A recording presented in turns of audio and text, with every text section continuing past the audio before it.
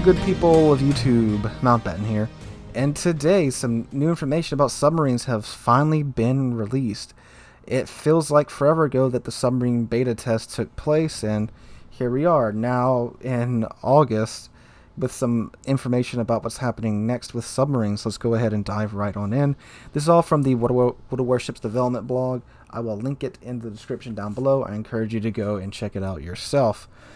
So go ahead and open up the page if you're going to read along with me. I'm just going to read through it and give my opinion on each section. Submarine battles, results, and work on submarines.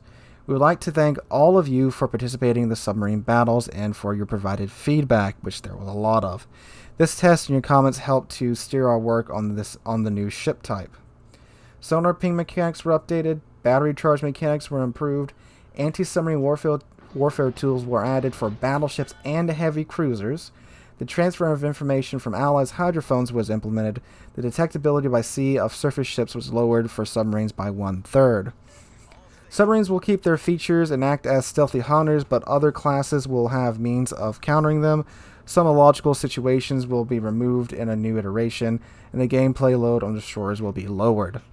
So, it sounds already, just by reading the first paragraph there, about 90% of my issues with the submarine class have been addressed. Let's see how they address them. Sonar ping. It is no longer needed for submarines to target indicators on a ship's bow and stern with sonar ping. Just hitting the ship is sufficient. A successful hit will highlight part of the ship, the size of which is based on the width of the ping.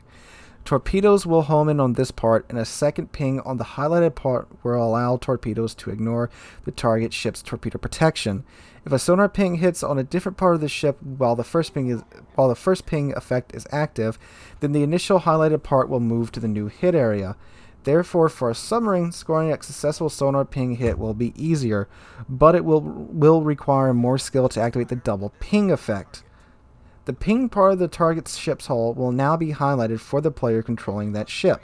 In case there won't be direct visibility between the highlighted part of the highlighted part and the incoming torpedoes, then the torpedoes will stop homing.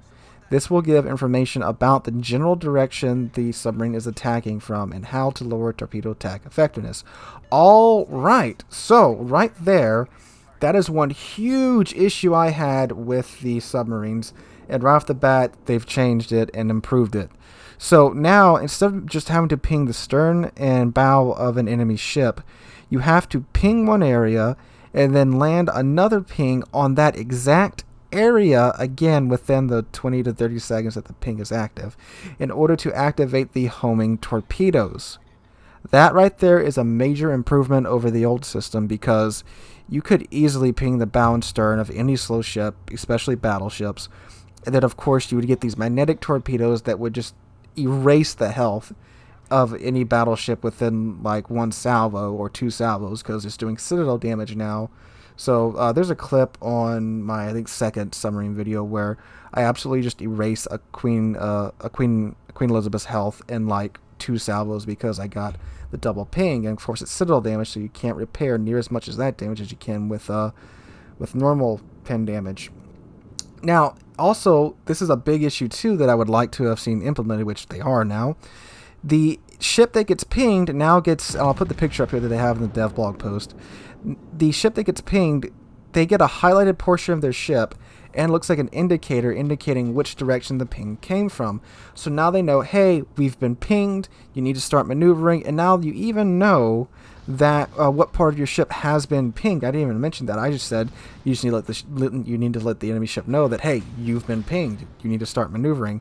So this has gone above that, and that is awesome. Thanks for that, Wargaming.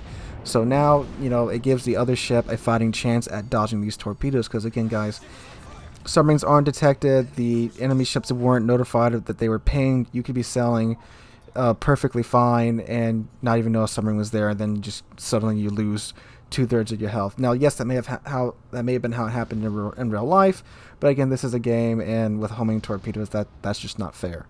All right, let's move on. Battery mechanics. During the test, battery recovered underwater while traveling at 1/4 speed, and the lack of penalties for a low charge gave submarines an opportunity to remain all the time underwater with no significant obstacles. That is a lovely translation right there. Now, when a submarine is underwater, her battery charge will recover approximately up to 30% at any speed and will not be consumed in motion. At the same time, if the charge has dropped to 20%, then the maximum speed of the submarine and the width of the sonar ping will be reduced. And with a decrease in the charge to 10%, the viewing range as well as the range of sonar pings and the illumination of the underwater world will decrease. Okay, so I have mixed feelings about this one. I think it's good that now they cannot charge above 30% underwater. That way you have to surface in order to get a full battery charge. And anytime, the second your charge drops to 20%, which, depending upon the submarine and its battery properties, could be 2 or 3 pings, the range of the sonar ping and the width of the sonar ping will be reduced. And then if you stumble into the 10% range, then your viewing range and the range of the sonar ping and the illumination of the world will decrease. It doesn't say by how much, but I'd imagine it'd be quite a bit. Now, they're still letting them stay underwater and still charge their batteries, which I think they just need to straight up surface in order for their batteries to be charged. But this is an improvement, and we'll see where it goes. Anti-submarine armaments for battleships and heavy cruisers. In the new test iteration, battleships and heavy cruisers will be able to call anti-submarine defense planes. When choosing this type of weapon, the camera rises and the aiming reticle will allow the player to select a point within a radius of about 10 kilometers, into which after a while an aircraft will drop a depth charge. Charges of the anti-submarine armaments will be gradually restored like the charges of depth charges. Battleships and heavy cruisers will be able to locate where approximately a submarine is with the help of the hydrophone at a 3 to 5 kilometer distance. That right there is something a whole lot of players asked for, and I'm so glad they're adding it in. And again, they actually went a step above. Many people, including myself, were just asking for a anti-submarine warfare consumable where it was just like the fighter plane, where you would launch it or call it in. It would hover around your ship for, I don't know, 2 or 3 minutes. If a submarine was spotted, it would fly over to it and drop a couple of depth charges. Now, this one is allowing you to control the plane and say, hey, go here, drop a depth charge, which is a big improvement over just letting the catapult AI do that, because again, their AI, it needs work in and of itself. So this is good because let's say the submarine just goofs up and it gets spotted for a second, and then he goes undetected because he crash dives. Well, you can then just say, well, I know that submarine's heading in that direction, predict his path, call the plane will drop its depth charges, and you'll have a fighting chance against these submarines now. So again, thank you so much for adding this in Wargaming. This is something that really needed to be added. Alright, Hydrophone. Now the information about the approximate location of a submarine from hydrophones of all ships will be shared with allies, and the radius of a destroyer's hydrophone has been increased to about 7 kilometers. This will lower some of the counter-submarine load from destroyers, although their depth charges are still the fastest and most effective way to destroy a submarine.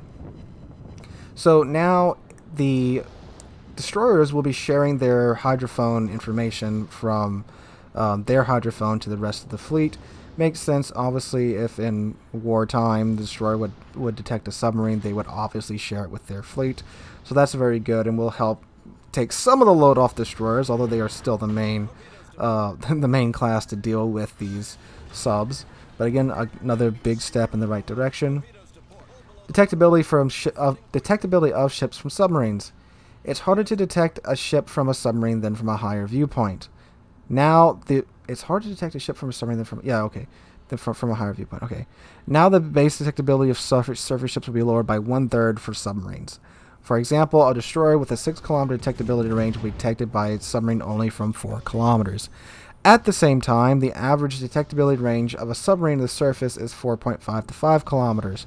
If a ship fires, then for a submarine, she will be visible from a distance equal to her firing range. Okay, so they reduce basically the viewing cone of the submarines now, because it makes sense. They're like right at the surface of the water. They don't have a tower they can go climb up on that's very high, like a destroyer's con tower, or you guys get what I'm saying. They don't have a superstructure really. So now they can only see ships from from 2/3 of their detection range. So again, a good improvement. Destroyers, submarines could detect battleships from their full concealment range. So you could spot a battleship from 15 kilometers away. So again, another good balancing change here, which I didn't even think about this when I was going through the submarine battles the first time. Alright, other. It will require more time to dive from the surface to a depth that protects against HE weapons. The depth at which the submarine is hit by rockets, bombs, and shells has been increased from 6 to 10 meters. The underwater world will be updated, adding various objects and improving the visual effect that illuminates the landscape. Will simplify navigation at depth. Again, another wonderful translation. And several minor changes and fixes. They have a couple of pictures here of what it's going to look like underwater, so that looks very nice. And a tidbit here at the bottom. Some time will pass before the changes will be available for the new stage of submarine battles. As we keep on developing mechanics and working on the game's stability, we will certainly share the info about when new submarine battles will take place. Until then, good luck in battle. Okay, so that change of the invulnerability depth being increased to 10 meters is a huge plus, because before 6 meters is the surface threshold for submarines. So you could sit at like 5.8 meters and just have your periscope sitting out of the water, but you could still travel at your maximum speed. And you still can, I'm assuming. But now you are vulnerable to shells and rockets and bombs up until 10 meters below the surface, which that's a good change. Again, another good change, a change that was needed. So now submarines can't just sit 6.1 meters beneath the surface and be invulnerable to everything and just chill there. They have to go 10 meters underneath the surface now. So again, a very good change. So overall, I know I sound really excited about this, and yes, these are very good changes. These are several huge steps in the right direction for submarines, but obviously they still need more testing. There's still other issues that need to be addressed with them. But for right now, these are some of the major issues that have been addressed, and we'll see how they play out. Now, Wargaming themselves even say that it's going to be some time before they're ready for the next stage of sub-battles. And for those of you that don't know, these sub-battles, they're temporary battle modes that are really just beta tests. And Wargaming said this way back when they announced submarines were coming out, that they're going to take their time, and they're going to have several public test sessions just like this one. So submarines probably are still, I would say, at least 6 or 7 months off. At least. I'm talking about if they want to get them out the door for like early 2021, I say 6 or 8 months. Realistically, I think probably another year, maybe by summer 2021, they'll have them ready to be released in full. But it would not surprise me if it takes them longer. It really does appear like they learned their mistakes from the carrier rework. They're taking their time, and they're actually listening to feedback, because these are some of the major issues that the community was talking about when the submarine battles were first released for testing. So yeah, overall, very good job here, Wargaming. I hope you guys keep up this pace of transparency and keeping us informed of what's going on, and I really do appreciate all the steps that have been taken into improving submarines, because again, I do think submarines should be added into the game, but they need to be balanced. Now, one other thing that they didn't address, which I do think needs to be addressed, or Wargaming at least needs to let us know what they're planning on doing with this, is the population of submarines in games. Because in the test battles, when you had just 4 submarines per side, the battle really felt kind of empty, because that's 4 surface ships that are just gone from the battle and replaced by submarines with like 10,000 hit points. So the game felt kind of like those games when you're really late at night and you aren't getting full matches. That's what it felt like. I really do think submarines need to be limited to like 2 per side, maximum of 4 in the battle. And I will be very interested to hear what Wargaming has to say about that whenever they address that, because that was also another major issue brought up by several people. So alright guys, that's what I think about this. Let me know what you think about these changes in the description down below. I have no idea what you guys have been watching in the background, because this came to my attention very late in the evening. I would try to get this out for tomorrow, which is Friday.